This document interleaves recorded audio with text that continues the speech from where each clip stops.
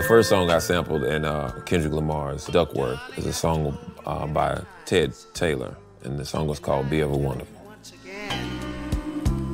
Just to remind you, sweetheart, that my love for you has... A lot of times, producers listen to samples and they say, that's a great sample, but he didn't do it right. It's just like fashion. And maybe a shirt on this side, the jacket's over here, but it takes a mind to put all those together. It's the same thing with records. It's like, if you don't know how to dress this up, man, just don't wear it.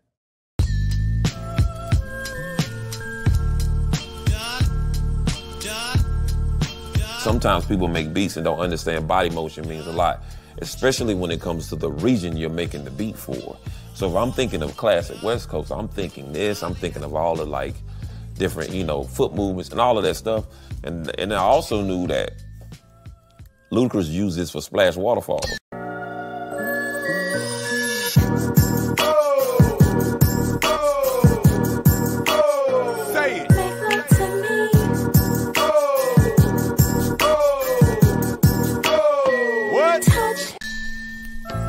The same sample.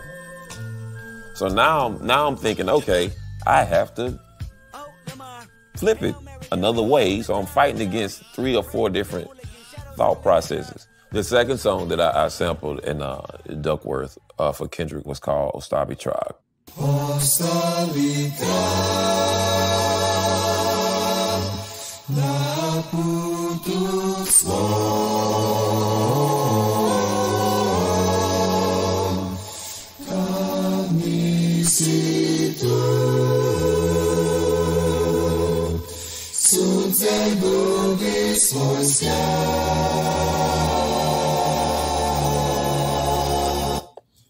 That's a lot going on. Progressive rock or prog rock has been a thing that a lot of us has been sampling for a while. As Q-Tip started sampling jazz, Dylan and Madlib really started to go to other countries and started digging there. So prog rock became like a thing. If I have a loop or a part of the sample that I want, I piece it together in my mind like a puzzle. I have this part. I have a middle to go along with it. Now I need an end.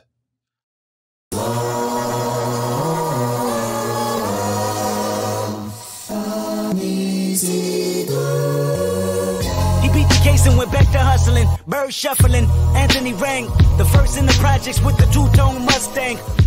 The third song that I sampled is some close friends of mine, Atari by Hiatus Kaiyote. One of my producers, Cash, came to me and said, man, there's some sounds on this record. We started to go through the record and I ran up on... Out over the edge you'll find.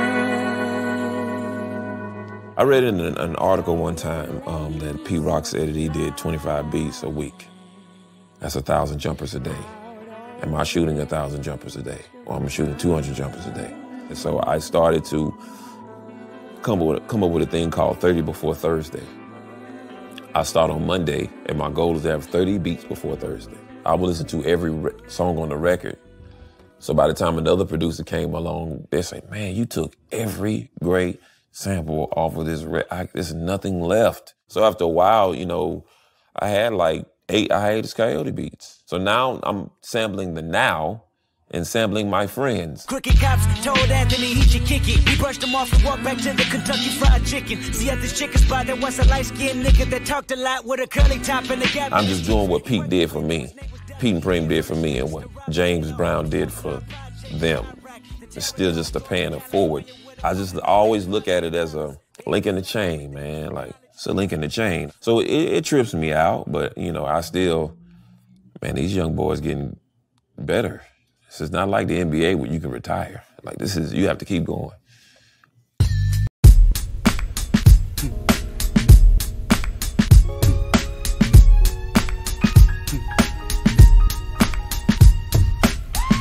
Everything you do is love it, love it, love it, love it, love it. Donc, aujourd'hui, on va parler d'un sujet qui est assez large. Peut-être les gens ne se rendent pas compte que c'est un élément important de la musique, surtout la musique actuelle. Ouais. Donc on va parler du sample, la notion de sample. La notion de sample. Donc, est-ce que même les gens vraiment. En fait, c'est un truc connu. Bon, c'est connu par les gens qui écoutent la musique. Mais... Bon, en fait, non. Je pense que les gens se disent souvent, tel titre me rappelle tel truc. J'ai déjà entendu ça quelque part. Ah ouais. Tu vois, mais ils ne savent pas exactement. Voilà, ils ne savent pas exactement pourquoi ça a été fait en fait. Donc tu peux un peu expliquer de manière générale un peu qu'est-ce que c'est le sample. Le sample en fait c'est quand tu reprends par exemple le boucle d'un morceau déjà préexistant et tu en fais un nouveau son en fait. En gros c'est ça. Voilà. C'est tu prends le boucle. Petite boucle, peut-être de 2 secondes. Ça peut être une boucle de 20 secondes. Ça peut être une boucle de 30 secondes, ça peut être une boucle de 10 minutes. Et toi, tu composes un nouveau son à partir de cette boucle. Donc, moi, j'ai préféré pour cette vidéo qu'on se concentre d'abord sur la notion de sample dans le hip-hop. Ouais. Pour qu'après, peut-être notre vidéo, on va aborder la notion de sample dans la musique pop, la notion de sample dans la musique électronique, la musique. Voilà, donc, on pourra évoquer ça peut-être de manière brève dans cette vidéo, mais une autre vidéo, on pourra développer ça en fait. Voilà. Donc, en fait, j'ai préféré qu'on commence par le hip-hop parce que les fondements du hip-hop, c'est le sample, réside dans le sample en fait. Pour revenir un peu à l'origine, c'est comment le hip-hop a été créé en fait. C'était un DJ, son nom c'est DJ Cooper. Voilà. Et à l'époque des années 70, c'est un DJ de New York, dans le Bronx. Voilà. Il organisait des fêtes. Et pendant ces fêtes, il mixait les titres de funk ou de soul des années 60, 70. Et dans ces titres de soul, il y a toujours une partie instrumentale qu'on appelle le break. On appelle un break. Et le break, oui, tu peux expliquer? Ouais, le break, en fait, c'est les silences qui sont souvent dans les albums funk et autres, et tout, on entend souvent généralement juste les batteries et autres et tout dans une musique funk généralement. Et justement, ton gars là, il était en train de... Il mixait ces breaks là. Ouais. Et ça faisait de longues boucles de drums, des instrumentaux. Voilà. Et ça a créé carrément un tout autre genre musical. C'était ça les fondements du hip-hop en fait. Ces breaks là que le DJ mixait pendant les fêtes. Et en même temps, le fait qu'il incitait le public à venir danser, à venir célébrer le truc avec lui. Clap your hand, everybody! On entendait les gars, ils clapaient, il incitait et autres et tout. Dans ce monologue-là était comme du hip-hop. Voilà, c'était ça. En fait, MC, le fait de rapper en fait, c'était ça les origines. D'ailleurs, ce que tu me racontes là, c'est rencontré dans un comics d'un gars qui s'appelle X-Pistor, où il raconte généralement ce que tu viens de me raconter là, les origines du hip-hop. Les origines du hip-hop et autres, et c'est exactement, j'ai oublié encore le nom de ça. Je crois que c'est hip-hop story, je sais pas quoi. Et si les gens veulent découvrir un peu ça et autres, c'est un comics qui raconte vraiment toute l'histoire du hip-hop des années 80. Donc c'est ça en fait, donc c'est ça les origines du hip-hop. Maintenant à la base, le sampling, c'était pas qu'il n'y avait pas une législation autour du fait de sampler. Donc tu pouvais récupérer le titre de n'importe quel artiste et tu utilises des boucles sans pour autant que voilà, cet artiste te réclame des droits dessus parce qu'il n'y avait pas de législation autour de ça. Maintenant l'événement qui va marquer le tournant du sampling, c'est un titre de Biz Markie. Voilà. Le titre de Biz Markie, j'ai oublié le nom de ce titre. Biz Markie changed hip-hop, and not really for his flow. Back in the early 90s, Biz Markie had a huge hit. I'm alone again, naturally. The song contained a sample from a 1972 Gilbert O'Sullivan track named Alone Again, Naturally. Alone again, naturally. After writing the song, Biz Markie approached Sullivan and asked him for a license to the track. That request was denied, and Biz Markie used the sample anyway. The song became a huge hit. Sullivan sued, Biz Markie lost, and had to pay a $250,000 fee for the use of the sample. And believe it or not, we don't see this very often at all these days, is the judge in that case actually referred Biz Markie for a potential criminal prosecution for criminal copyright infringement or theft. That just kind of shows you the seriousness of this issue. So why is this important? After this case, labels and musicians started to become a lot more diligent and responsible when it came to clearing tracks tracks and licensing music that was used in hip-hop tracks. So whatever happened to Biz Markie? Well, he kept making music, and what did he name his next record? It was called All Samples Cleared. J'ai oublié le nom de ce type-là, mais il samplait un artiste qui s'appelle Greg O'Sullivan. Et maintenant, quand Biz Markie va sampler ce type, bien sûr, il ne va pas demander la permission à Greg Sullivan de sampler son type. Et quand Greg Sullivan va se rendre compte de ça, il va porter plainte. Voilà, parce qu'il va dire on n'a pas demandé la permission pour utiliser ma chanson. Et le tribunal va trancher en sa faveur, en faveur de Greg Sullivan. Et c'est à partir de ce moment que ça va servir de jurisprudence. Maintenant, tous les artistes qui vont souhaiter sampler d'autres artistes auront besoin d'avoir l'autorisation, une autorisation en fait. Parce qu'ils doivent maintenant se discuter sur les royalties, sur le pourcentage d'utilisation en fait. Donc c'est comme ça, en fait, c'est ça. En fait. Au départ, il n'y avait pas de législation, mais après, à partir de Biz Markie, tout va totalement changer. Parce qu'avant même des groupes comme Bomb Squad qui samplait, je crois, 10 à 15 morceaux dans une seule chanson. Ouais. C'est pour ça que même quand tu écoutes même les productions de Bomb Squad à l'époque, c'était dense comme ça. Parce qu'il y avait des samples, ça prenait des samples de partout. Ça pouvait mettre souvent 20 samples là. Et c'est peut-être des samples de 1 seconde qu'ils ont pris, des samples de 2 secondes par-ci. Donc ça faisait des. Quand tu écoutes l'album de la Ice Cube, le premier acteur, pas Bomb Squad. C'est pour ça que c'est dense comme ça. Et après l'affaire de Biz Markie, ce sera plus possible parce que ça devenait déjà très coûteux pour ressembler tous ces artistes. Il fallait ça divisait l'argent que tu pouvais avoir. Voilà, dans les profits que tu devais avoir en fait. Donc maintenant, on va un peu parler on a pas évoqué comment on est entré en contact avec le sample. Donc tu peux un peu expliquer, tu sais que tu arrives à te souvenir comment nous on a commencé à s'intéresser à ça. Comme on avait un grand frère un peu qui était beaucoup plus âgé que nous, déjà même je pense que la musique c'est par rapport à lui, parce que comme il était beaucoup plus âgé que nous, donc on arrivait à... On avait 6-7 ans. 6-7 ans, il en avait 18-19, donc ce qui fait que par lui on arrivait à suivre la musique et les cassettes de musique qu'il donnait. Et ce qu'on remarquait généralement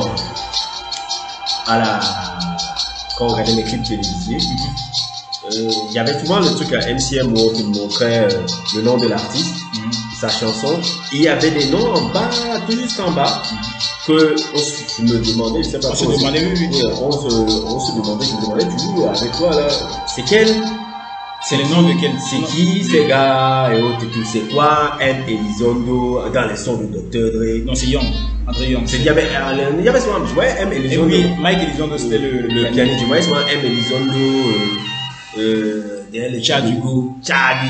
Hugo, P. Williams, c'est qui derrière les sons de Kielis là, etc. Même Trackmaster dans les sons de Kuji des années 90, puisqu'on a connu dans les années 90. Donc c'est ça vraiment qui nous a donné la curiosité. Et après les années avec l'événement du net, à partir des années 2000, et autres et tout, on recevait, comment on appelle ça, quand on regardait les albums, on regardait les crédits.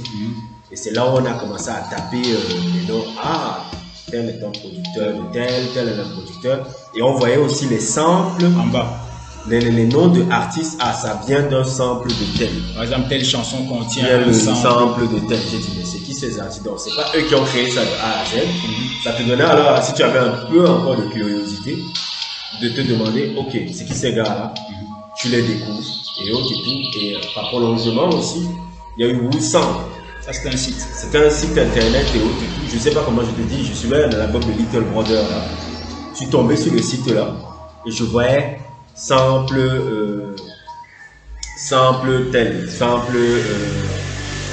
comment on appelle ça, sample je sais pas, tel artiste de Silver ou quelque chose comme ça. Et après je me suis dit, c'est là où j'ai découvert la maquitude, ça a été c'est grâce à ça en fait. Ça, on va à la fin de la vidéo, on va expliquer l'importance en fait. Oui, il y a une petite guerre entre les musiciens et les sampleurs. Voilà, et les sampleurs, parce que les musiciens considèrent que c'est pas composer la musique. Le fait de sampler en fait. Mais moi je dis que c'est plutôt, ça permet plutôt de faire un lien et une expansion entre le passé Et le futur. et le futur. Et ce qui fait que ça fait ce qu'on, quand il y a des enfants un peu plus curieux, ça fait ce qu'on nous on a eu. C'est-à-dire que sans les Kenny West, les Nine Wonder, j'aurais jamais connu qui sont tous les artistes de soul que je suis là et autres et tout. J'aurais jamais intéressé à Chaka Khan, je n'avais pas écouté Kenny West, tout de Wire de Kenny West, je n'aurais jamais intéressé à Chaka Khan. Et autres et tout, ça a permis justement, et autres et tout, mais bon, ça c'est à la fin. Oui, en fait, c'est ça, en fait, c'est comme ça que nous on s'est intéressé à la notion de sample. Donc maintenant, on va un peu parler des catégories de sample, en fait, ce qu'on considère dans. Il y a d'abord ce que nous on a appelé les samples artistiques. Voilà. Et il y a aussi ce qu'on a appelé aussi des samples commerciaux ou des samples un peu opportunistes en fait. Donc on va un peu parler d'abord des samples, ce qu'on appelle samples opportunistes. En fait, nous on a appelé samples opportunistes des procédés par lesquels l'artiste reprenait un titre dans un but purement commercial. Ce n'est pas dans un but artistique ou quoi que ce soit, c'était dans un but purement commercial. Et le roi de ce procédé-là des années 90, c'était P. Diddy. Donc en fait, lui, ce qu'il faisait, c'était quoi? Il reprenait un titre qui était un gros succès quelques années avant pour en faire un autre titre. Ce qui faisait que ceux qui écoutent, les enfants les adolescents et les jeunes adultes qui sont entre 17 et 28 ans dans les années 90, puisqu'ils ont grandi dans les années 70 avec leurs parents qui écoutent énormément de musique de soul, funk, disco et tous ces trucs-là, ça permettait d'avoir inconsciemment une réminiscence un peu une nostalgie d'un son qu'ils ont déjà écouté, mais remis au goût du jour. L'exemple type, c'est Juicy de Notorious Big. Bon, on peut un peu les faire écouter pour que. Ouais, par exemple, Juicy met Juicy, je mets l'original. En fait, ça, tout le monde va sûrement reconnaître ça. Ça c'était un groupe de funk des années 80. Le nom c'est M2Me. Et le titre c'est Juicy. Directement, on reconnaît voilà, le sample de Notorious Big en fait. Oui. Donc en fait c'est ça en fait. Donc, c'est ça en fait. Oui, c'est ça que c'est pour qu'ils reconnaissent. Même déjà dès les drums on reconnaît cette truc. C'est les drums qu'il avait repris en fait. Donc en fait, et maintenant, ça c'était M2Me. Et maintenant, ce que P. Diddy a fait, il a juste repris la chanson en gros. Il a repris la chanson. Et puis Notorious Big rap, c'est bon tout ça en fait. Donc on va écouter Biggie.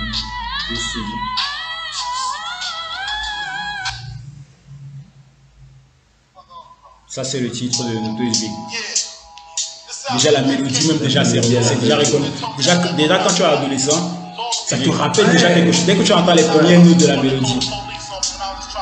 C'est pour ça que P. Diddy est considéré comme un génie marketing. Un génie marketing. C'est même aussi pour le sample aussi. Oui. Ouais, les drums c'est pareil, la mélodie est pareille.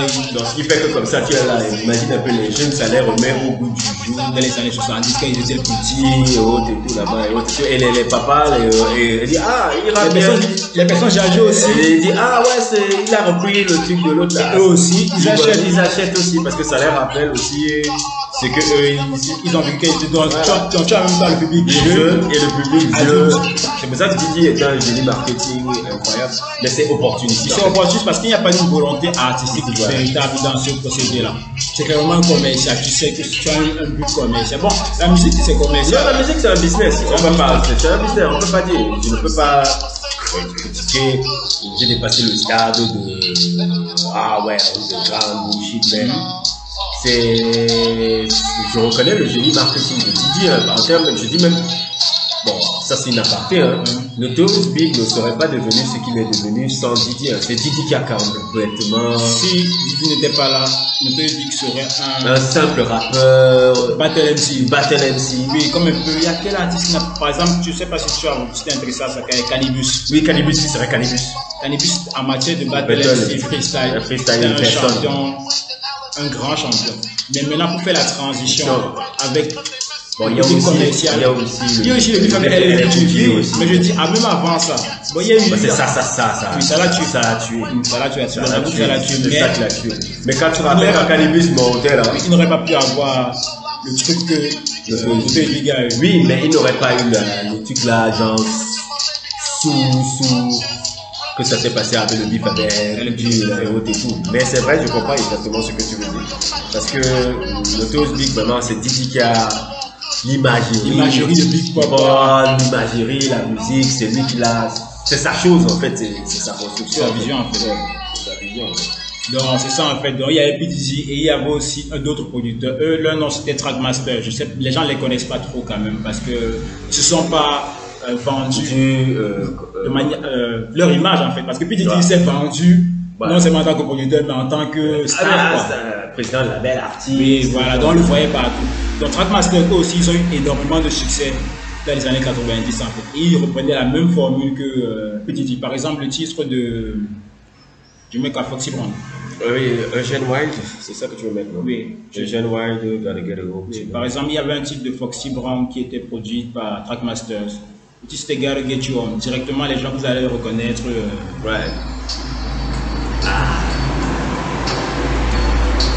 En fait, ça c'était le chanteur s'appelle Eugene Wild. Le nom c'est Gotta Get You Home. Ils ont même repris le même titre. Donc la mélodie directement, on la reconnaît directement. Foxy Brown va reprendre ça après dans les années 90. Attends, là c'est en featuring avec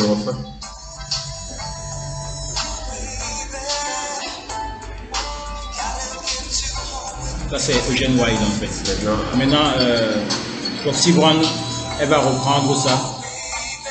Ce sera un titre produit par Trackmaster. Est-ce qu'on va pas mettre ça en lien en fait sur la poste? Oui, pourquoi pas, tu vas mettre pour que les gens voient. Donc c'est ça en fait, donc il reprenait la même formule que PDG. On prend un titre qui était un gros succès des années 70 ou 80. Et on la remet un peu, on la peaufine un peu de manière moderne. Mais les bases sont là. Et après, tu commences à bouger pour rien. Parce que la mélodie directement. Et tu as les deux publics. Les adolescents qui ont eu 17-18 ans dans les années 80 et les gars de ceux qui disent ah c'est groovy et autres et tout des années 90.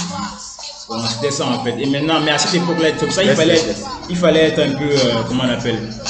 Parce que comme tu n'avais plus la possibilité de sampler 15 000 titres comme ce qui se faisait dans les années 80, il fallait être un peu ingénieux. Tu te disais, je vais prendre un seul morceau. On va se régler avec cette personne-là pour partager les droits. Et si c'est un gros succès, nous deux on est gagnants. Alors qu'avant, tu te disais que tu pouvais prendre 10 samples, 15 samples sans avoir quelqu'un qui t'emmerde derrière. Voilà. Donc je laisse le truc là.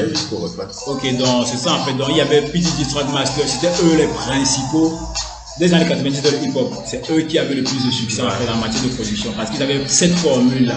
Maintenant il y avait d'autres producteurs qui ne faisaient pas vraiment ça. Il y avait DJ Premier, c'était clairement pas ça. Hein. Parce qu'eux ils s'intéressaient au jazz, ils prenaient des centres obscurs. Les beat rock, comment ils s'appellent, QTIP, c'est vraiment pas eux, c'est artistique en fait. Comme ils sont très éclectiques, c'est les gars qui. Bon, je dis pas que les gars de Trackmaster, c'est pas les gars qui font la musique, c'est les gars qui connaissent la musique. Mais les QTIP, c'est genre, c'est des mecs éclectiques qui vont faire des trucs jazz, des trucs, tu vois, très éclectiques quoi. C'est pas des samples bossa nova. Donc ça n'a rien à voir avec. Ça n'a rien à voir avec une formule commerciale. Voilà, c'est exactement ça. C'est grave. Le thème c'est vraiment ça. Avoir le grand public. Ils ne regardent même pas si le grand public va les suivre ou pas. Ils font ce qu'ils ont envie de faire. Alors que Trackmaster se dit, on peut avoir ça. Et puis il dit. C'est ça, c'est exactement cette chose. On peut avoir. Tu vois, tu as même vu dans le film de The Toast Big. J'ai pas vu le film. Dans le film, quand ils font le son de. Comment il s'appelle le groupe là 112. Non, le groupe de. Qui a chanté Juicy. M2Me. Il nous montre le son, il nous montre le vidéo de M2Me. Il dit que tu vas rapper sur ça. Et le Toast Big le regarde. Il nous comprend. Il dit que mais qu'est-ce que tu me racontes? Les gars vont se moquer de moi. Moi qui est dans la rue et autres. Il dit que je te dis. Et autres et tout. Là, on va avoir la ménagère, le truc et autres et tout là-bas. On va chanter ça rap. Tu vas rapper sur ça. Et il dit à ses producteurs, je ne sais pas qui étaient les producteurs du truc. Mais le M de Juicy. Ah non, c'est comment on appelle? Parce que les Hitmen. Ouais, les Hitmen et autres, et tout, il dit à les producteurs, faites-le travailler sur ça et autres et tout. Et ils sont mal, après là, je reviens après. Et c'est comme ça que le truc, la magie s'est créée, quoi. Donc c'est ça en fait, c'était ça en fait ce qu'on appelait les samples commerciaux. Donc on a un peu touché un peu ce que nous on considère comme sample artistique. Donc il y a aussi un autre côté, ça c'est vraiment pas très connu, ce qu'on appelle interpolation. Je sais pas si tu as déjà un peu entendu parler de ça.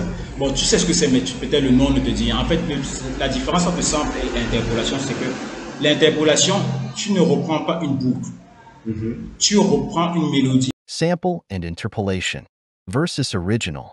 I sold my soul for chrome while mixed with corn.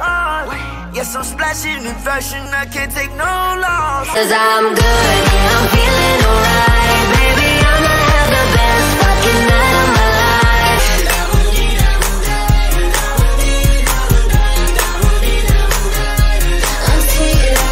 I'm blue, I've been deed, I've been died, I've been deed, I've been died, I've been deed, I've been died, I've been deed, I've been died. Il y a une mélodie sans pour autant, par exemple, en changeant les paroles ou c'est-à-dire c'est pas la boucle originale. Donne un exemple. Je peux te donner des exemples. Par exemple, on va même continuer chez PDG même pour la mélodie. Been Around the World.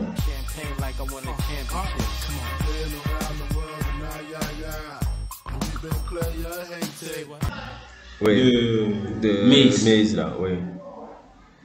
Been Around, c'était Maze, non? C'est Maze, non? Oui, c'était Puff Daddy même. Ah, dans Nowhere. Dans Nowhere, voilà. Par exemple, le titre Been Around de Puff Daddy. Putain d'album. Donc, déjà ça, c'est un sample de David Bowie déjà. Ouais. Ça, c'est un sample de David Bowie. Ouais. Maintenant, l'interpolation, alors c'est quand il dit Been Around the World, ah, yeah, yeah. Ça, c'est une interpolation. Une interpolation de Lisa Sanfield.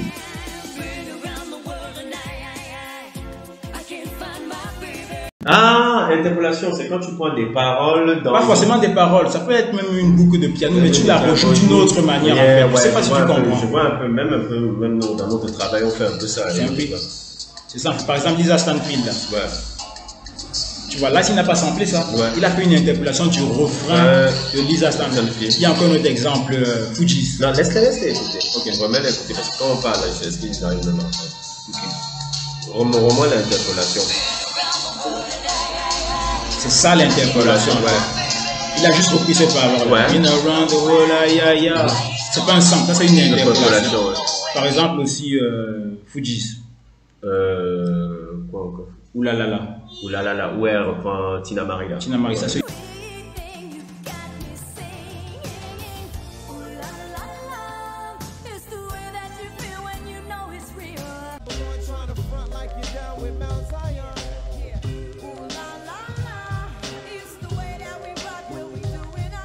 L'interpolation, voilà. Donc en fait, c'est ça la différence entre le sample et l'interpolation. L'interpolation, c'est prendre... ça peut être des paroles, ça peut être une mélodie, mais que tu intermets, je vois exactement. C'est ça en fait. Que tu mets avec un autre, je vois exactement. Voilà. Par exemple aussi Gangsta Paradise de Coolio. Ouais.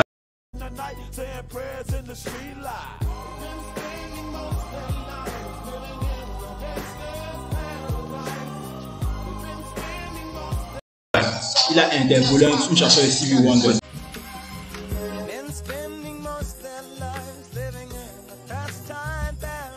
Stevie Wonder, ouais. C'était pas un sample, c'était une interpolation. C'est une interpolation en fait. Donc c'est ça la. Attends, laisse. Je vais mettre deux refrains parce que là c'est pas. Ça c'est aussi un sample. Les drums là c'est un sample de. On l'appelle Ryan Lewis, on l'appelle musicien de jazz. Ouais. Ça c'est un sample. Les drums c'est un sample. Donc c'est ça le hip-hop en fait.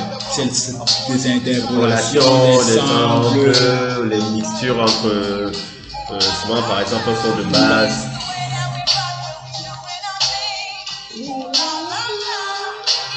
Ça c'est une interpolation maintenant de Tina Marie. Tina Marie, voilà. Tina Marie aussi, on avait fait, bon si vous voulez savoir ce qui est Tina Marie, on avait fait une vidéo, il y a l'année passée, non? Oui, l'année passée sur elle et autres et tout pour savoir qui elle est. Donc, je vais mettre maintenant Tina Marie pour que les gens se rendent compte.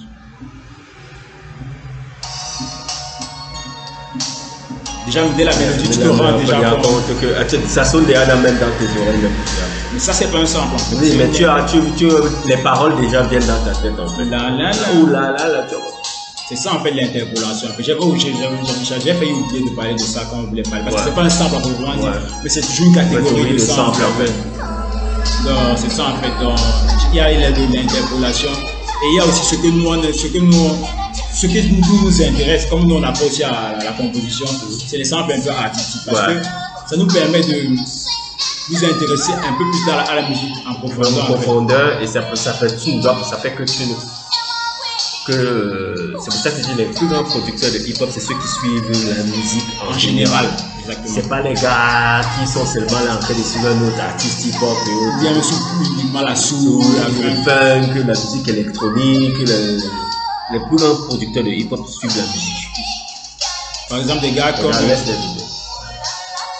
ça l'interpolation. Voilà, ça c'est l'interpolation. C'est ça l'interpolation. Donc, ils ont fait une interpolation d'un petit peu Tina Marie. Donc c'est ça. Donc, on disait pour les samples artistiques, ça te permet de t'intéresser à la musique en profondeur parce que tu ne te limites pas non seulement à un seul genre musical. Mais tu diversifies un peu ta musique un peu et tu arrives à créer même un genre un peu haute et tout. Bon, on va pas en parler aujourd'hui, mais on peut en parler, ça donne un peu des trucs comme la trip-hop un peu. La trip-hop. Tu peux un peu expliquer?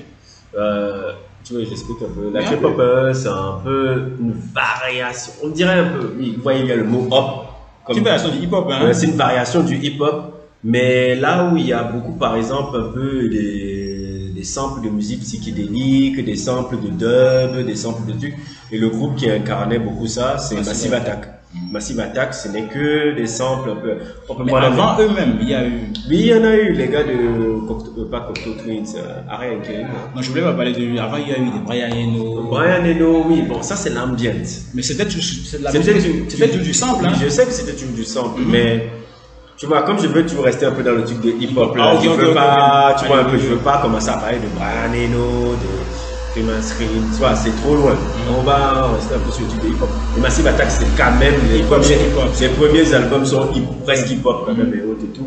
Et ce qui était un truc, c'était psychédélique. Hein. Tu prends un peu un exemple, tape Billy Coban. Billy Coban.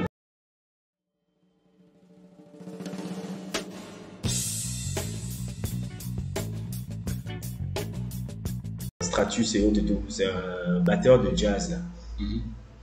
Stratus. Ouais, Stratus et autres et tout. Et autres et tout. Ça a été samplé par Massive Attack. Massive Attack, tu vois, et ils prenaient le son de toute la guitare. Non, ils ont pris presque toute la mélodie. La boucle en fait. Avec les drums, c'est la guitare. Il y a la drum, le drum, c'est la guitare. Tu vois, elle remet encore le début. C'est le début en fait.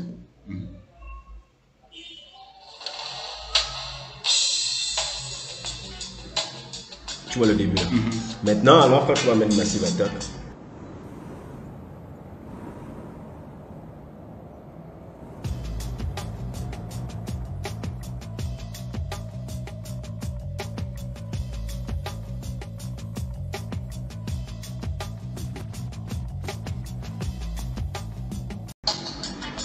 quand tu le sais comme arme, tu vas prendre le son c'est comme arme. Il n'y a pas de truc maintenant, il a juste...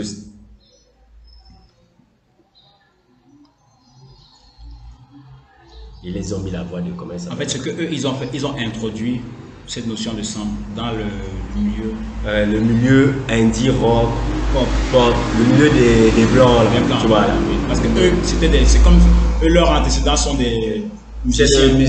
C'est pas de Massive Attack, hein. Je parle de ceux qui sont dans le milieu indie rock. Oui. Ce sont des musiciens en fait. Et ils ont introduit. Mais Massive Attack, c'est pas des musiciens. C'est pas de Massive Attack. Je dis ceux qui sont dans le genre indie rock. Oui, exactement. Ce sont des musiciens. Et les Massive Attack, eux, ils ont introduit la notion de sampling en fait. Avec ce style. Voilà.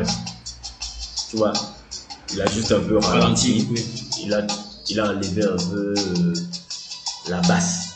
Il n'y a pas trop la basse et il a mis le synthé au-dessus. Et après, il y a la voix maintenant. Ce qui fait que ça, c'est plus atmosphérique. L'autre, c'est beaucoup plus physique. Là, c'est atmosphérique.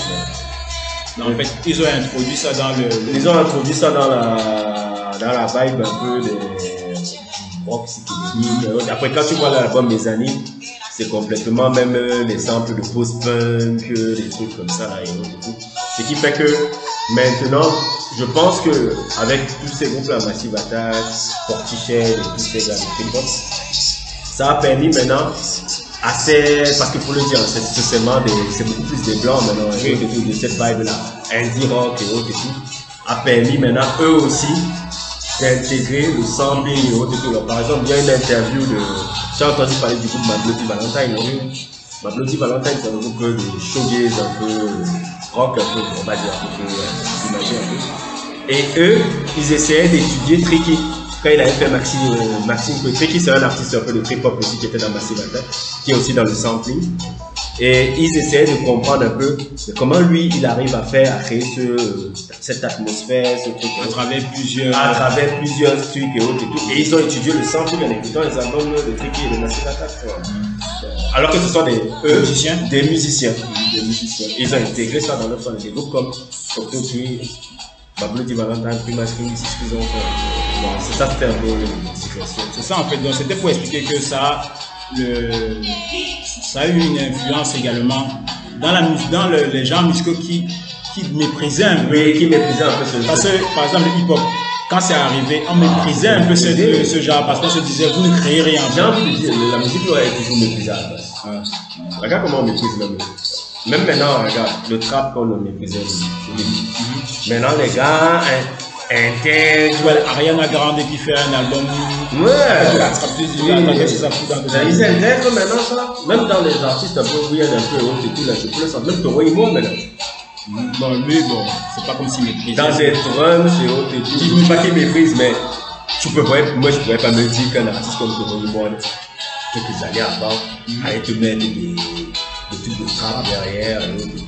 Donc c'est ça, donc ça a permis d'ouvrir un peu ça dans le monde. Et après même des artistes comme Madonna. Oui, exactement. Quand il y a eu le succès, quand la trip-hop a commencé. Elle est venue aussi, comme à l'album de 98 là. Non, avant ça même, l'album de 80, à partir de Bedtime Story. Après Bedtime Story. Après Bedtime Story, c'est là où elle commence. Mais c'est pas l'album de là où elle est. Ray of Life, oui, c'est ça, l'album de 98. Donc c'est ça en fait. Donc maintenant la notion de sampling, c'est intégrer carrément la pop culture. En fait. Voilà, quand des artistes comme Madonna ont vu ce culot là, ils ont dit on va suivre ça et ça a permis d'encore plus que le public un peu généraliste un peu accepte. Non mais surtout les musiciens, les musiciens du milieu puissent commencer à accepter ça. Et tu l'as vu, je sais pas si tu as vu, tu connais le site Trackfeed. Oui, et tout, quand on voit maintenant un mec comme Bob James qui est un grand spécialiste de jazz, et si tu veux Bob James un peu, c'est la Bible du hip-hop. C'est la Bible du hip-hop. Toutes les chansons, la majeure partie, comment le son de gospel qu'il a. Je sais pas les titres en tête, mais en tout cas, il est descendu. Même les sons de Wu-Tang, la plupart, c'est Bob James. Regulate, c'est Bob James et autres et tout. Et tu vois, Bob James qui était très réticent à l'époque et autres et tout parce qu'on me volait des trucs. Maintenant, tu le vois avoir une émission avec Night Wonder, qui est un truc de sample et autres et tout, parce que justement, c'est tellement intégré maintenant dans la culture maintenant que les musiciens même commencent à donner de l'oreille à ce procédé pour pouvoir expandre vraiment un peu plus musicalement et toucher aussi à notre public aussi. Mais Bob James, lui, c'est pas qu'il... lui, en fait, il ne savait pas.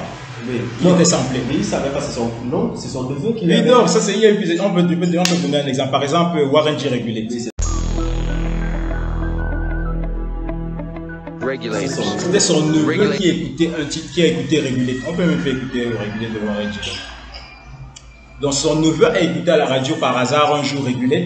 Il a appelé Bob James, lui dit il y a un de tes titres que j'ai entendu à la radio. Il a dit mais quel titre? Et il lui a fait écouter le titre de Warren G. Mais il a dit, mais la première partie de la chanson, c'est carrément mon, c'est ma chanson en fait.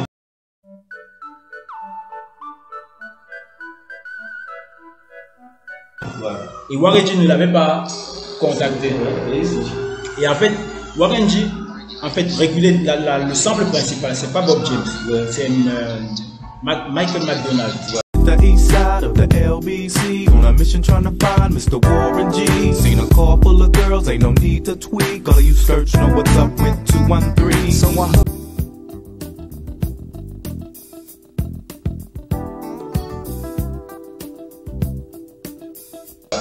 I Michael McDonald, le blanc là. Voilà. C'est en fait c'est ça le sample truc. Donc quand maintenant Bob James va appeler Warren G pour lui dire que vous m'avez samplé mais vous ne m'avez pas demandé l'autorisation, l'avocat de Warren G va dire on a déjà réglé ça. On a réglé ça et de manière un peu condescendante en disant que toi tu veux nous appeler alors que moi je sais qu'on a déjà réglé ça.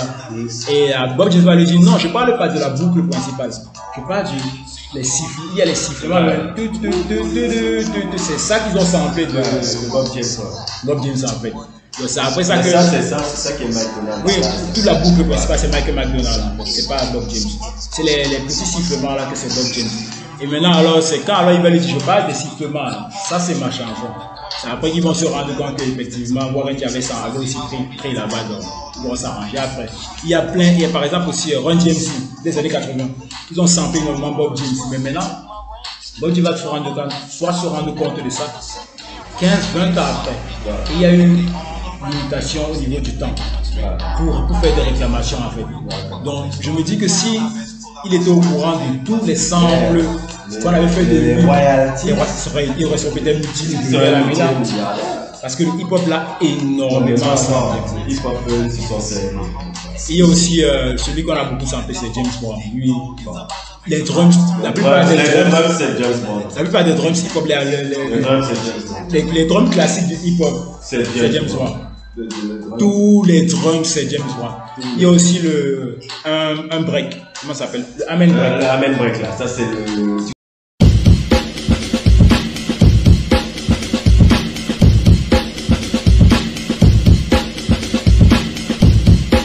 Base même du hip-hop. C'est-à-dire que quand tu commences même les trucs de sampling, les premières bases qu'on t'apprend, c'est le truc de amen break. Mais maintenant ça a été même encore poussé plus loin. C'est-à-dire même la drum and bass, on pousse avec autre, c'est-à-dire que le drum and bass c'est toujours du sample, hein? Mais c'est toujours du sample, Justement, il pousse ça encore plus loin avec le amen break parce qu'au lieu de laisser la mélodie de basse, la mélodie de base des drums, il accélère comment on appelle ça? Ils accélèrent ça genre 500, genre 200-300 BPM et autres. De vitesse et autres et tout, et ça donne quelque chose de rapide là. Voilà, ça c'est le amen break. Le amen break là. Mais accéléré, non? Ça c'est un peu accéléré. Oui, c'est justement les trucs de drum and bass et autres et tout viennent beaucoup de ça. Non, ça c'est même le amen break original, mais maintenant le hip-hop ils ont un peu ralenti. Non, le hip-hop ralentit, mais les gars qui font les drum and bass, ils accélèrent en Prodigy par exemple. Prodigy le rappeur. Non, Prodigy le groupe. Je connais pas le groupe Prodigy.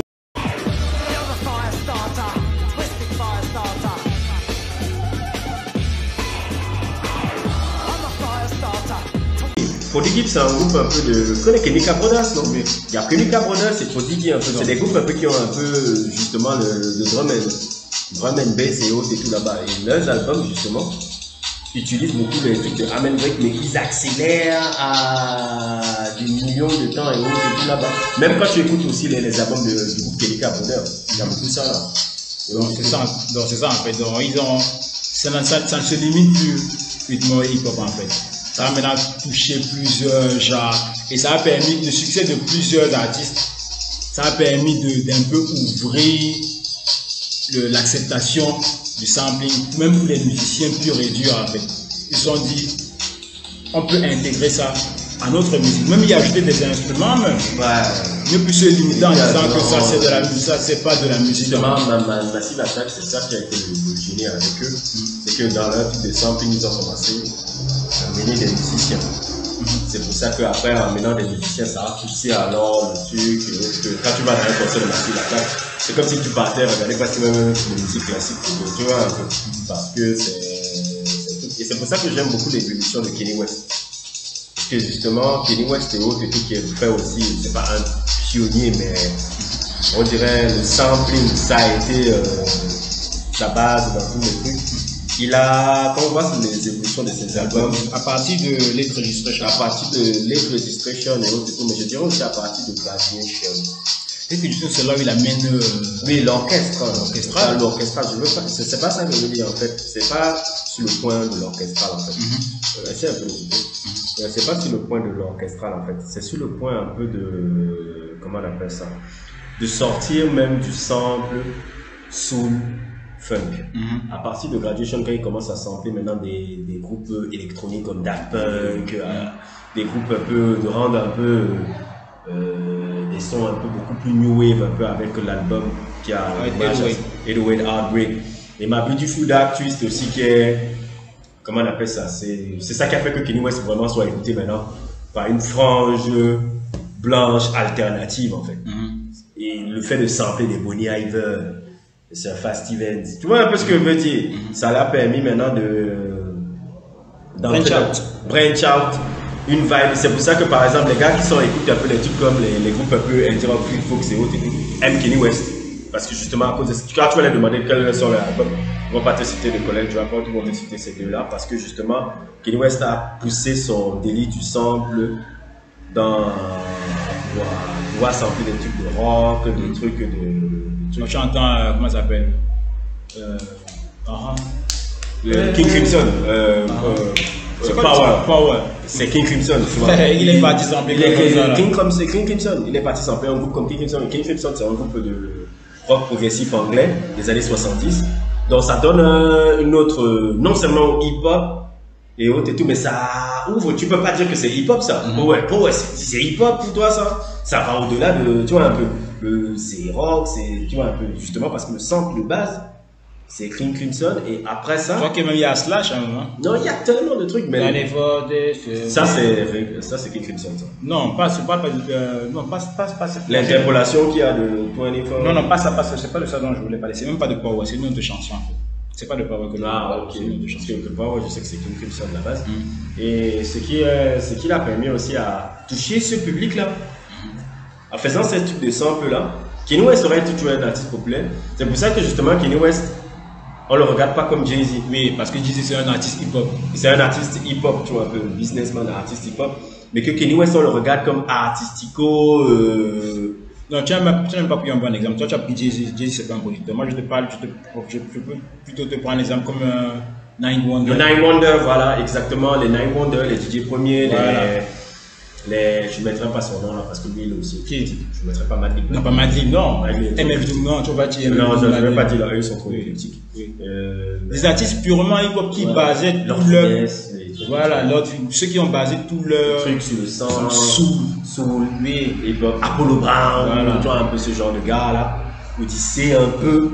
Odyssey moins quand même. Non, mais moins qu'au début, il a un peu essayé de, tu vois, un peu pousser un peu parce que c'est devenu un peu plus jazzy. Mais Kanye West, lui, c'est un foutu. Il y a des branches un peu des groupes des groupes tout qu'il est là, dis-moi, ce truc, c'est pour ça. Il a poussé le son en fait. C'est pour ça que maintenant, les gars qui l'écoutent, c'est les whites, il est populaire en même temps chez les négros parce que les négros se rappellent du passé avec la soul. Il est populaire chez les blancs, artistico, truc qui le voient un peu comme une sorte de Picasso. Je sais pas si tu vois. Oui, parce qu'il arrive à prendre plusieurs genres et autres et tout. Donc quand tu demandes à ces gars-là qui ils aiment dans le hip-hop, c'est Kanye West. Et c'est ça que le sampling peut faire, peut permettre, parce que ça peut me permettre, surtout quand tu n'es pas un super musicien. Tu n'es même pas besoin d'être un musicien. Non, mais je veux dire aussi, quand tu es un musicien aussi, tu peux. Quand tu es un musicien aussi, tu peux essayer de mixer les gens. Oui, sur ce point-là. David Bowie, un peu, c'est ça qu'il arrivait à faire. David Bowie a exploré la soul, il a exploré et autres et tout. Mais quand tu n'es pas un super musicien, ou pas du tout même, et autres et tout, et que tu veux combiner des trucs, c'est ça qui est intéressant. Donc, dans le sampling, parce que. Non, c'est ça que je voulais dire en fait. Je voulais dire, c'est, en gros, le sampling, c'est ça en fait. C'est un procédé qui est, pour moi, nous c'est primordial en fait dans la vie, parce que ça nous permet de faire un tour dans le passé, s'intéresser à ce qui se faisait avant, comprendre même la psychologie des producteurs même. Mais tu n'imagines pas. Maintenant que nous on fait la musique, tu vois un peu, je sais exactement ce que Kanye West, l'état d'esprit qu'il avait quand il faisait de college dropout, tu dis c'est ça que tu suivais, c'est ça que c'est cette direction que tu avais et autres et tout. Ça permet même ça comprend même les artistes, même musiciens, même samplés que tu étudies en fait. Genre tu arrives à comprendre maintenant même les concepts derrière leurs albums, leurs trucs et autres et tout. Là ça t'ouvre tellement l'esprit sur plein de choses. C'est pour ça que les gens qui comprennent ce truc-là ont une meilleure écoute musicale. Après, tu voulais dire quoi? Non, c'est ça que je voulais dire en fait. Non. Tout ce que tu as résumé là, c'est ça que je voulais dire. Tu vois un peu une meilleure étude musicale par rapport à ça. C'est ça qui est super intéressant avec le sampling. C'est vrai que c'est quelque chose qui n'est pas connu. Je pense que c'est moins dénigré qu'avant. Oui, c'est beaucoup moins dénigré qu'avant. Moins dénigré qu'avant, que dans les années 80-90. Oui, c'était vraiment, vous êtes des vauriens qui ne savent rien. Vous volez la musique. Vous volez la musique et vous ne savez rien faire, en fait, en gros. Et ça donne une autre perception de la musique. Et on ne peut pas seulement se limiter sur le hip-hop avec ça, parce que le hip-hop est la base qui a permis la popularisation du genre, mais il y a tellement de trucs par rapport à ça. Donc, pour ceux qui veulent s'intéresser, ceux qui s'intéressent à la musique, c'est important de savoir. Il n'y a pas un autre truc que tu voulais ajouter par rapport au truc que ça fait artistique ou quelque chose comme ça là. C'est ça qu'on a évoqué, toute la partie Kanye West là. C'est ça que tu as évoqué. Il n'y a pas, par exemple, pour toi, quels sont les artistes dans le sampling que toi tu as écouté? Bon, je peux pas te donner des noms. Hip-hop. Oui, bon, même hip-hop, je peux te parler de Madlib. Par exemple, Madlib, l'album qu'il a sorti avec MF2. Matt Billeni. Oui, Matt Billeni. Ouais. En fait, là, ils n'ont même pas enregistré ça ensemble. Hein. Ouais. Ils étaient dans des endroits différents. Madlib était au Brésil, en fait. Ouais. Donc, là-bas au Brésil, il a assisté à énormément de festivals au Brésil. Et c'est pour ça qu'il s'est imprégné de la vibe brésilienne. Voilà, de la vibe bossa nova, de la vibe. C'était en 2002-2003. Je vois le documentaire là où il est avec le petit chapeau. Oui, c'est ça, en fait. Et maintenant, quand il s'est imprégné de toute cette vague-là, il a recherché à étudier la musique brésilienne en profondeur, rechercher les artistes jazz, les artistes. Donc maintenant, ça lui a permis de connaître cette culture, de connaître les cultures et venir l'appliquer dans le hip-hop en mixant les deux genres. C'est ça qui a donné Matt Billeni en fait.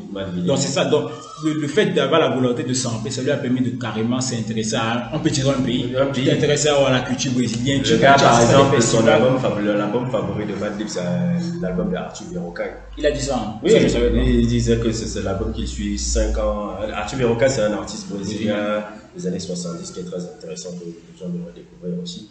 Et il dit ça, l'album éponyme, là, qui est d'ailleurs même, Arthur Verocai est l'un des artistes les plus samplés aussi. Tu parles de Bob James. Je crois qu'il n'avait que 2 albums avant qu'il ne revienne. Il n'a qu'un. Avant qu'il ne. Avant de Arthur Verocai, il n'a qu'un album à la base. C'est quand après il y a eu. C'est les samples même. C'est les samples, c'est les artistes de hip-hop qui ont sauvé le gars là. C'est parce qu'il y a eu tellement de samples de hip-hop et autres, tout la carrière. Et lui, il faisait les musiques de publicité. À un moment donné, il était parti seulement dans les musiques de publicité, Arthur Verocai, et les samples, voilà même encore un autre avantage. Voilà pourquoi je ne voulais pas arrêter, parce qu'il dit il y a trop de trucs à parler. Voilà même encore un autre avantage du sampling et que le hip-hop a fait. Le hip-hop a permis à certains artistes méconnus des années 70 que eux ils ont aimé de revenir sur le premier. Et l'exemple typique, c'est cet artiste Arthur Verocai. Il avait sorti un album éponyme qui s'appelait Arthur Verocai dans les années 70, qui était un peu un mix de rock progressif, musique classique et bossa nova, et qui était très novateur pour l'époque, mais qui a été, comment on appelle ça, c'est-à-dire les gens l'ont pas regardé, et le mec a arrêté la musique, pas arrêté la musique, mais il a commencé à seulement faire la musique. Arrêter sa carrière musicale. Oui, carrière musicale, mais faire seulement la musique pour les publicités, pour gagner de l'argent, tu vois. Et à partir de là, les samples de Night Wonder, les samples de Mali, les samples de plein de gens et autres, ont remis cet artiste-là au goût du jour. Et là maintenant, il avait ressorti un album là, c'est il a pas sorti un truc avec aussi. Yatus Kayoté. Bon, oui, il y a le truc avec Yatus Kayoté, le groupe australien, mais le truc encore, l'album là. C'est pour ça que je dis qu'il avait 2 albums, je pense. Non, l'album là, c'est après. C'est bien après. C'est bien après, là, c'est 2007 là. C'est bien après, c'est quand il y a le buzz de Arthur Verocai qui te dit bon, je vais revenir avec un album, Et c'est ça qui est très bien. On peut citer plein d'exemples, il n'y a pas qu'à. Il y a plein d'exemples, c'est moi que j'ai passé en tête. Il y a plein d'exemples d'artistes. J'essaie de me souvenir. Est-ce que Bastille Buyane, on peut dire que c'est ça ou pas? Non, Bastille Buyane, ça c'est la musique. Oui, non, mais ça c'est autre chose. C'est que je crois que ça. Ça c'est les artistes indie, Jean Cocorosi, ça c'est pas la Non, non, c'est pas le sample qu'il a fait. C'est pas le sample, c'est pas le sample. Mais il y a plein d'artistes par le sample qui sont revenus au bout du Ils ont eu une nouvelle reconnaissance. Ils ont une nouvelle reconnaissance, ils ont même 15 ans, 20 ans. 15 ans, 20 ans après, parce que justement les artistes hip-hop et autres et tout, en samplant les producteurs de hip-hop et autres, c'est justement pour ça que le sample n'est vraiment pas quelque chose à regarder à mépriser, à regarder de haut et non seulement ça prouve ta culture musicale, mais en plus encore ça permet souvent à certains artistes de revenir sur le premier plan, alors que les mecs, on les avait pas reconnus à l'époque, alors qu'ils avaient fait quelque chose de créatif. Donc, moi je sais pas encore si toi tu veux. Non, je pense oui, tu disais les artistes, tu disais Madlib. Oui, j'ai parlé de Madlib, je peux te parler de Kido. Je vis à Q-Tip aussi, j'ai beaucoup écouté lui. En fait, lui, il y avait tout le public natif tongue, tout c'est-à-dire le natif tongue, le mouvement, en fait, c'était un mouvement des années 90 vers le début. Non, en fait, il mis un peu. Fin 80, 1990. Début 90. En fait, eux, ils avaient pris. Parce qu'avant, au départ, le hip-hop c'était surtout les samples soul, funk. Ouais. Et les gens reconnaissent tout Parliament, Funkadelic, tous ces samples funk en fait. Maintenant, eux, ils ont créé un tout autre mouvement qui s'intéressait plus à la culture jazz. Ouais. C'était le free jazz. Donc, free jazz, ouais. Voilà, donc, et maintenant, ils ont ramené ça dans le hip-hop. C'était une QTIP. Je peux même parler de Avoc de Mobb Deep. Oui, Avoc de Mobb Deep aussi. Avoc de Mobb Deep. Donc ils ont ramené ce côté. Il y a aussi le groupe là, comment ça s'appelle? Leader New School, hein? Non, Leader New School, c'est Western. Je ne parle pas de celui qui a maintenant son groupe. Il a maintenant un groupe là maintenant. Là, il était marié avec Coco de SWV. J'ai oublié le nom des gars là. Ils avaient un sample jazz. J'ai oublié le nom. Jungle. Pas Jungle, il y a Jungle Brothers aussi. Ouais, Jungle Brothers. C'est pas de eux dont je parle. Arrested Development. Non, pas eux. Non, ils sont pas dans le. Non, eux c'est Atlanta, mais c'était alternatif aussi. Mais j'ai pas de. Il y a ce nom là, j'ai oublié leur nom. Digable Planet, voilà, c'est eux. Digable Planet. Comment s'appelle? Rashad Butler, c'est ça. Ouais, Rashad Butler. Il est maintenant dans le groupe. Il a un duo maintenant. Shabazz Palace. C'est eux dont je voulais parler. Digable Planet. Ils avaient pris ce tournant jazz. Ils ont dit nous on va retourner. Ouais, comment ça s'appelle? Blowing out et comme. C'est pour ça que j'ai parlé de peigne en fait. C'est ça que j'avais l'image du peigne. C'est pour ça que je n'arrivais pas à me souvenir du titre. Donc en fait, eux ils ont dit qu'on va repartir dans les sources de la musique jazz et leur ramener. C'était tellement en avance là. C'est parce que quand tu vois maintenant, même la musique alternative, hip-hop maintenant là, les gars de Digable Planet faisaient ça déjà. Ils sont repartis dans le truc jazz. Voilà, parce que le hip-hop au départ ne puisait pas vraiment ses sources dans le jazz ou dans le free jazz, c'était surtout la funk, la soul. Donc c'était pas vraiment le jazz. Et maintenant le mouvement natif tombe avec les Trap Quest, Digable Planet, Jungle Brothers. Ils ont puisé, même Pete Rock avec CS Mook, GK, Soul Brother. Voilà, ils sont puisés eux dans le jazz en fait. Donc moi c'est ça que moi je considère comme savantiste parce que tu ne te limites pas seulement. Pour ça que les albums ont eu beaucoup plus de reconnaissance artistique et d'impact de l'autre tout parce qu'il faut vraiment aussi, souvent tu sais les gens le comprennent, ils mélangent ça. L'impact et le succès, c'est deux choses complètement différentes. On peut être c'est dans tout domaine, on peut être un artiste qui a du succès mais qui n'a pas d'impact. Et on peut être un gars qui a de l'impact et qui n'a pas de succès. On peut être un artiste qui a eu les deux, le succès et l'impact. Ça, je peux dire Kanye West est l'exemple qui a eu les deux. Mais comme c'est compliqué quand même d'avoir du succès sans avoir d'impact. Est-ce que tu as des exemples? Oui, je vais te prendre un exemple. Will Smith a du succès. Est-ce qu'il a de l'impact? Mis à part son premier album. Le premier album avec Jay-Z Jeff. Oui, mais toi tu parles d'impact musical, moi je peux même te parler d'un impact sur d'autres plans. Non, on peut avoir un impact culturel, ça me dérange pas. Oui, c'est ça. On peut avoir un impact culturel aussi. C'est compliqué d'avoir du succès sans. Je dis, mais quand je parle de musique. Ah oui, musique, oui. Je parle de musique. Musique, quand je parle uniquement musique, je ne veux pas dire que un mec comme Par exemple, j'ai pas peur de dire ça. LL Cool J a plus d'impact dans le hip-hop que Jay-Z. Dans le hip-hop. Oui. Mais dans le hip-hop. Dans le hip-hop, il a beaucoup plus d'impact. LL Cool J, tu vas dire ça à quelqu'un va te dire, mais qu'est-ce que tu... Non, LL Cool J, même pas seulement musicalement, mais culturellement. Quand tu vois les gars, comment Nelly s'habillait, le fait de voir des rappeurs torse nu et autres, c'est LL Cool J qui apporte. L'impact, c'est LL Cool J qui l'a. C'est pas Jay-Z. Jay-Z n'a pas... Il a un impact dans le hip-hop. Je ne veux pas dire qu'il n'a pas d'impact. Mais je veux dire, si tu me demandes, les rappeurs essaient plus d'imiter qui? Pour moi, moi c'est comme ça que je vois l'impact. Ils essaient plus d'imiter qui? Jay-Z ou LL Cool J? Les rappeurs qu'on a connus après les années 90, là, ils essayaient d'imiter LL Cool J. Ils essayaient pas Jay-Z. Est-ce qu'il y a même des gars qui veulent imiter Jay-Z? Mais le lifestyle que Rockefeller a promu, les gens ont voulu reprendre ça. Comme qui? C'est-à-dire le fait que... Le rock, la famille, alors. Non, je ne parle de du lifestyle, je ne parle pas de la musique. Le lifestyle. Est-ce que c'est pas même Bad Boy à la base? Oui, c'est ça qui Rockefeller a repris les bases de Bad Boy. Je dis tout ce lifestyle là, le fait de dire, même en France, on a repris ça secteur A. Ils ont copié ce qui se faisait. Oui, mais ça c'est Bad Boy à la base. Oui, mais je dis... L'impact, c'est Bad Boy. Pour moi, c'est les gars, ce sont les résidus de l'impact de quelque chose qui existe. Pour moi, l'impact, quand je vois quelqu'un qui a l'impact, je le vois comme un précurseur. Dans ma tête. Maintenant, je dis pas qu'il y a pas d'autres... Et je ne veux pas dire que les gens qui sont venus après n'ont pas apporté leur contribution, tu vois. Mais moi, quand je vois impact, je dis quelqu'un qui a l'impact, j'essaie toujours de voir qui est le précurseur du truc. Tu vas te limiter à ça. Parce que je te donne l'exemple de Drake, par exemple. Ouais. Drake est précurseur de quoi? De rien du tout. Ouais. Est-ce que tu vas nier l'impact qu'il a dans la musique actuelle? Tous les nivelles, tous les gens qui... Maintenant, le fait de chanter... Oui, dans la trame. Mélancolie. Les gens font ça maintenant. Même Lil Wayne aussi, on peut dire que Lil Wayne aussi. Un impact, mais c'est quand tu vois les Lil Yachty...